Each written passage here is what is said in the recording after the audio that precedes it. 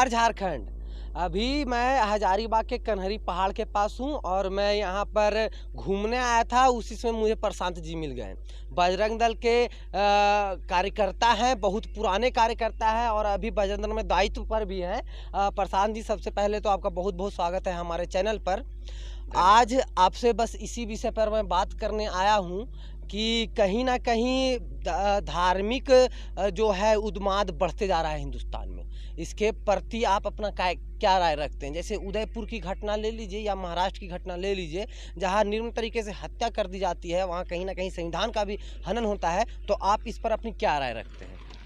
जी, बहुत बहुत धन्यवाद पत्रकार महोदय। एक्चुअली में जिस घटना के बारे में आप हमसे पूछ रहे हैं कि धार्मिक उन्माद को फैलाया जा रहा है, वास्तव में मैं इसे जिस प्रकार से उदयपुर की घटना के बारे में आपने जिक्र किया कि उदयपुर में हत्या कर दी गई, सबसे पहले मैं एक लोकतांत्रिक देश में हूँ और हम लोग संविधान के पोषक और पूजक हैं, संविधान को मानने वाले लोग हैं। और चूँकि जिस समाज से मैं आता हूँ, मुझे गर्व होता है कि मैं हिंदू समाज का हूँ और हिंदू समाज के सबसे बड़े संगठन बजरंग दल का भी मैं एक कार्यकर्ता हूँ। तो मेरा एक मानना है कि हम लोग लोकतंत्र को मानने वाले लोग हैं और जिस देश में हम लोग रहते हैं वहाँ लोकतांत्रिक विधि व्यवस्था है। उसके बाद भी यहाँ पे फंडामेंटल राइट है हम लोगों को, जो अनुच्छेद 19 के तहत कि हम किसी के समर्थन में बोल सकते हैं, किसी के विरोध में बोल सकते हैं, क्योंकि ये लोकतंत्र की सबसे बड़ी खूबसूरती भी है। उसके बावजूद भी अगर कोई किसी के समर्थन में कुछ पोस्ट करता है, लिखता है और बाद में बाकायदा कुछ जिहादी उन्मादी तत्वों के लोग उनके नाम से फतवा जारी करके, फेसबुक पे लाइव आकर के वीडियो जारी करके, जिस प्रकार से तालिबानी हरकत कहेंगे उसे, और इसको यूँ कहें कि जिहाद से प्रेरित होकर के जिस प्रकार से उनको हत्या कर दी जाती है, ये भारत का लोकतंत्र के प्रति एक सरासर चुनौती है और भारतीय संप्रभुता को एक चुनौती है। क्योंकि भारत में ये सारी चीज़ें नहीं घटित हो सकती हैं, क्योंकि ये लोकतांत्रिक देश है। दूसरी बात, अगर आप कहते हैं कि एक हिंदू की हत्या हुई है, तो निश्चित मैं हिंदू समाज का हूं और कन्हैया जी और चाहे तो फिर वो महाराष्ट्र की घटना हो, तो ये निश्चित एक हिंदू समाज की साथ छेड़खानी है, उसको छेड़ने की कोशिश की जा रही है। और आपको मैं बता देना चाहता हूं कि हिंदू समाज कोई किराना दुकान चलाने वाले में लोगों में से नहीं है, हम कोई खुदरा सामान बेचने वालों में से नहीं है। हम जब भी देते हैं तो थोक में सामान देते हैं। तो ये जो खुदरा व्यवसायी लोग जो हैं, इनको थोड़ा सा समझदारी हो जानी चाहिए, नहीं तो हम थोक में भी इसका व्यवस्था करने में कभी नहीं चूकेंगे। और जब तक हमारी मांग है, लोकतांत्रिक मांग ही रहेगी। हम शासन और प्रशासन से मांग कर रहे हैं और निश्चित अभी आरोपियों के ऊपर कार्रवाई भी हो रही है।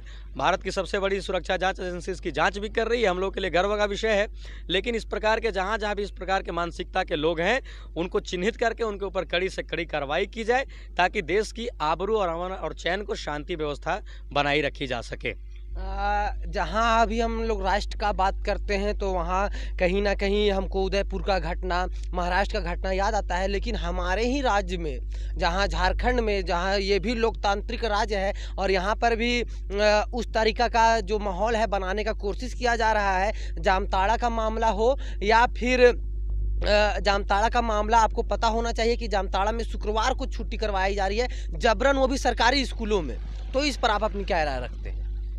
देखिए, ये बिल्कुल जो आपने बातें हमसे पूछी है, ये भी कुछ दिन पहले समाचार पत्रों में भी काफ़ी सुर्खियों में था और उसके बाद यहाँ के माननीय शिक्षा मंत्री जी ने भी इस पर संज्ञान लेने की बात कही है। लेकिन संज्ञान ली गई है या नहीं ली गई है, ये बात तो वहाँ के स्थानीय लोगों से और आम लोगों के बीच में, क्योंकि कुछ बातें केवल बयान में ही रह जाती हैं और ज़मीन पे नहीं उतर पाती हैं। ये निश्चित एक बहुत बड़ी विचित्र समस्या है, क्योंकि हम जिस देश में रहते हैं वहाँ की शिक्षा व्यवस्था हो या फिर यहाँ के मौलिक अधिकार की फंडामेंटल राइट्स की बात हो या फिर यहाँ पे पंथ निरपेक्षता की बात हो, तो इसमें स्पष्ट लिखा गया हमारे संविधान में धर्मनिरपेक्षता के माध्यम से कि किसी भी धर्म संप्रदाय के लोगों को किसी भी विशेष रूप से उसकी शिक्षा की आज़ादी उसको नहीं दी जा सकती कि यहाँ पे अगर आपकी आबादी बहुत अधिक है तो यहाँ की शिक्षा पद्धति बदल दी जाए, या फिर यहाँ के स्कूल जो है वह फिर चाहे वह किसी विशेष धर्म के नाम पे उसको संचालित किया जाए। ये भारत के व्यवस्था में नहीं है, ये भारत की लोकतांत्रिक संवैधानिक व्यवस्था में नहीं है। उसके बाद भी अगर कुछ विशेष समुदाय के लोगों के द्वारा, इवन तो हम यूँ कहें कि वो पेपर में भी लोग लिखने में लिखे भी थे कि मुस्लिम समुदाय के लोगों के द्वारा 75% की आबादी हो जाने के बाद उनके द्वारा वहाँ की स्कूली व्यवस्था को, नियम को बदलने का, और तुरंत ही 2-3 बाद फिर वायरल हुआ कि शुक्रवार को वहाँ पे स्कूल बंद की मांग की जा रही है। तो निश्चित ये भारत की लोकतांत्रिक व्यवस्था के साथ सीधा सीधा छेड़छाड़ है, भारत की संवैधानिक व्यवस्था के साथ सीधा सीधा छेड़छाड़ है।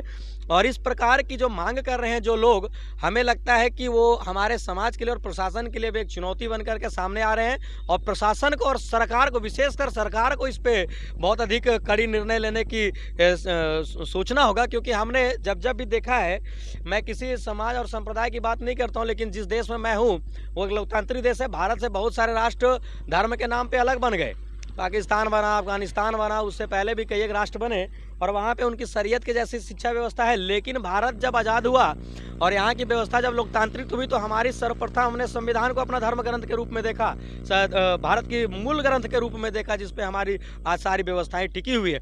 तो अगर हम उसको ना मानते हुए, अगर हम हिंदू हैं और अपनी बहुलता को दिखाते हुए अगर हम कहीं दबाव किसी प्रकार की बनाते हैं तो ये निश्चित गलत है। ये मांग बिल्कुल सरासर गलत है और यह सरकार के लिए सीधे सीधे चुनौती है। और सरकार से भी मैं बात कहना चाहता हूँ कि अविलंब ऐसी घटनाओं पे तुरंत त्वरित जांच करके ऐसे लोगों पे जो लोग मांग करते हैं या फिर जो स्कूली शिक्षा व्यवस्था के उनके ऊपर जाँच की जाए।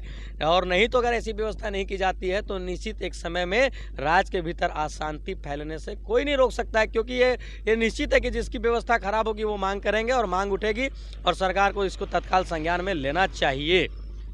तो जहां अभी हम लोग राज्य का बात कर रहे हैं, वहीं हजारीबाग में एक ऐसा मामला है हमारे बीच में, जहां पर प्रशासन से गुहार लगाते हुए अमन जी नज़र आते हैं। उन पर भी फतवा जारी कर दिया गया है हजारीबाग में। तो इस पर आप अपनी क्या राय रखते हैं? उनको अभी तक सुरक्षा नहीं दिया गया है।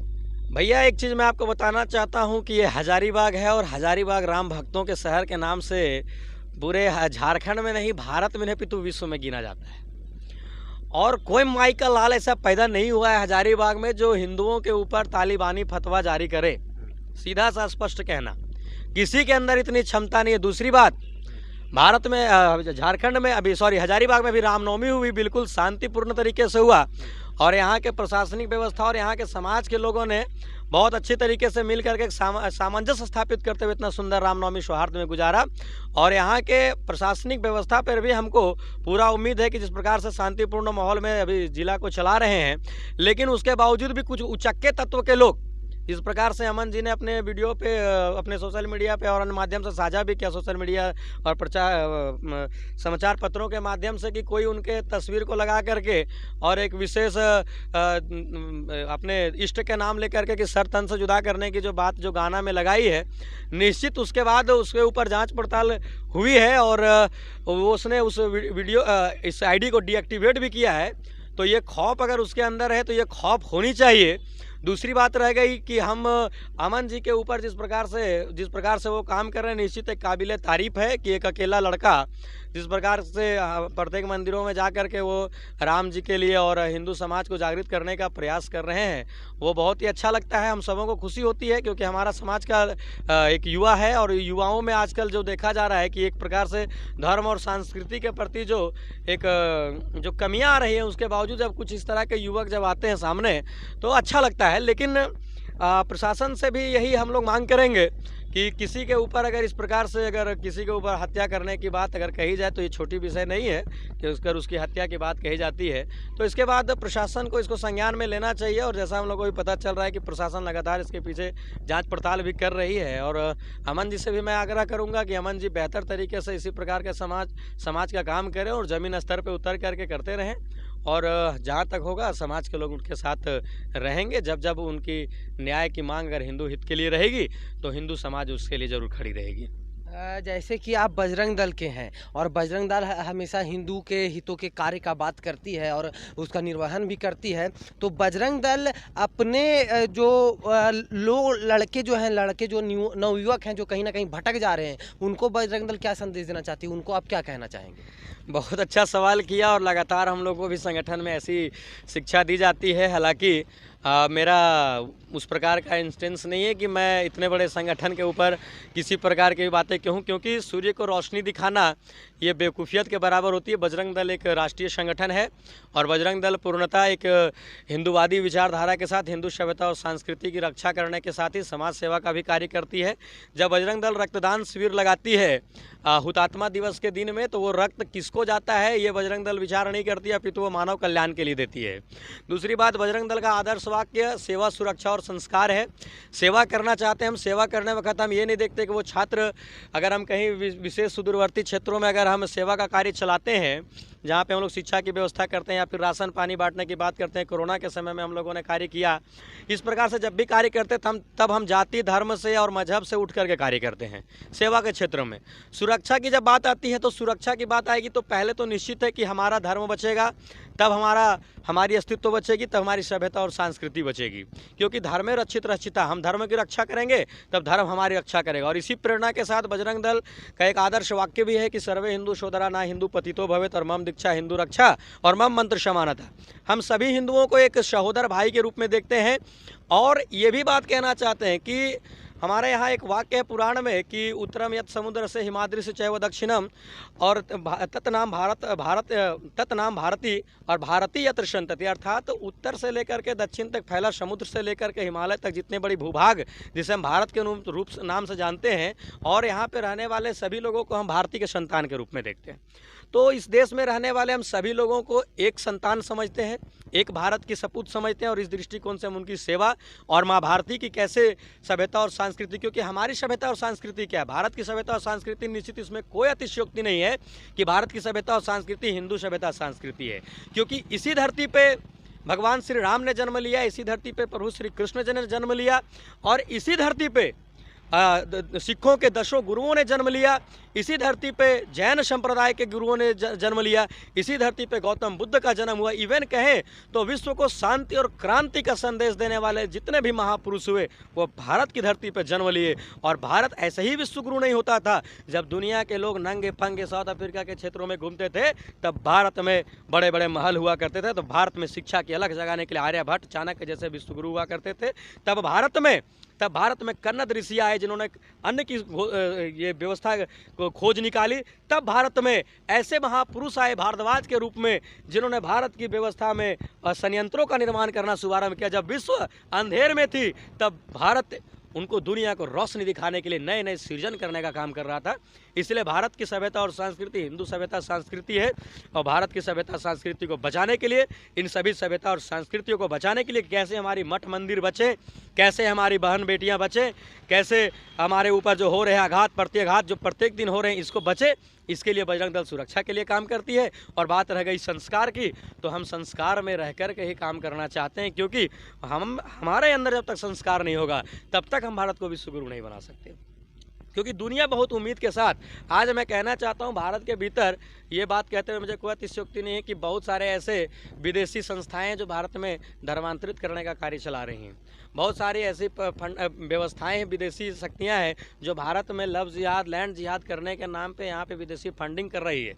इसके बाद भी मुझे काफ़ी गर्व होता है कि भारत में एक ऐसी शक्ति हिंदुओं की एक नई निकल करके आ रही है जो भारत की सभ्यता और संस्कृति की रक्षा करने के लिए पूर्णतः जिम्मेवारी के साथ काम कर रही है। और इसके बाद सबसे अधिक जो गर्व होता है कि अभी हम लोग एक न्यूज़ में देख रहे थे कि ऑस्ट्रेलिया में हिंदू धर्म को अपनाने वाले लोगों की संख्या बढ़ रही है। यूरोप में आप जाएंगे तो आप देखेंगे हमारा एक संस्था है इस्कॉन, हरे राम हरे कृष्ण।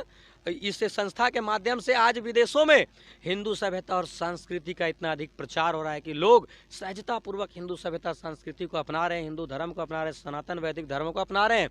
और आपको देख करके और भी आश्चर्य होगा कि आज जब भारत में जब हमारे यहाँ मेला लगता है, आप कहें कि कुंभ मेला लगता हो, ये जो 4 जगहों पे लगता है, या फिर हमारे जितने भी बड़े बड़े पर्यटन स्थल हैं, चाहे हरिद्वार हो चाहे इस्कॉन मंदिर, आप जा कर के वहाँ देखें विदेशी लोग आज हमारे धर्म को अपना रहे हैं, हमारी सभ्यता और सांस्कृतिक कल्चर को देखने के लिए आते हैं। और जब आप ही जैसे पत्रकार जब उनसे पूछते हैं तो गर्व के साथ कहते हैं कि विदेश में सब कुछ है लेकिन कल्चर नहीं है। कल्चर अगर कहीं है तो वो केवल भारत में है। क्योंकि हमें किसके साथ कैसे बात करना है, भाई के साथ कैसे संबंध रखना है, बहन के साथ कैसा संबंध रखना है और अपने मित्रों के साथ कैसा संबंध रखना है। और आपको गर्व होगा जब पूरी दुनिया अपने देश को केवल देश कहती है, तब भारत के लोग अपने भारत को माँ भारती और भारत माता की जय कहते हैं।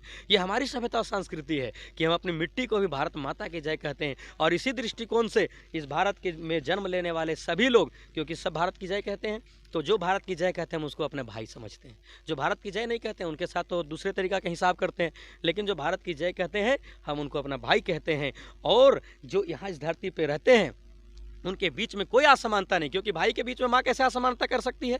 एक बेटा, चार अगर बेटा अगर माँ के लिए है तो माता सबके लिए समान प्रेम करती है। वैसे हम जितने भी भाई हैं हमारे प्रति भारत माता का एक समान संबंध और एक समान प्यार रहता है, और उनकी रक्षा और सुरक्षा करना ही बजरंग दल की जिम्मेवारी है। तो सेवा, सुरक्षा और संस्कार के साथ बजरंग दल अपील करना चाहती है सभी जगह, और करती भी है कि हम लोग सेवा और सुरक्षा के दायरे में रह करके अपनी सभ्यता और संस्कृति को बचाने का कार्य करते हैं। यही हमारी जिम्मेवारी है।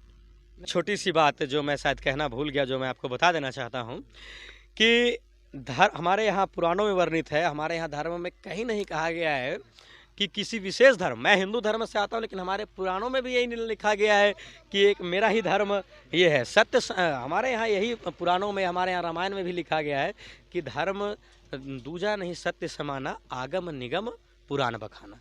अर्थात सत्य के समान दूसरा कोई धर्म नहीं है। और भारत के लोग सत्य के चिंतक हैं, सत्य के रास्ते पे चलने वाले लोग हैं।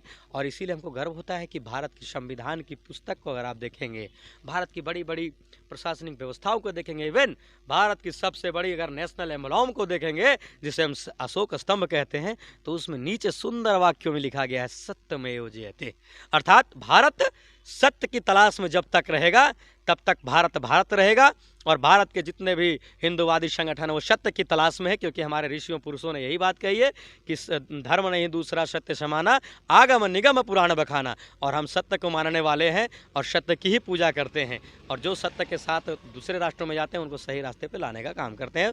अब वो तरीका अपना अपना होता है भैया। जय सिया राम। तो आप इन सब बातों पर क्या राय रखते हैं, कमेंट करके ज़रूर बताएं। बजरंग दल का कार्य करने का शैली आपको कैसा लगता है ये भी कमेंट करके ज़रूर बताएं। और आपको ये पहल हमारा कैसा लगा संस्कृति सुरक्षा व्यवस्था बनाने का, ये भी आप हमें कमेंट करके ज़रूर बताएं। जय हिंद।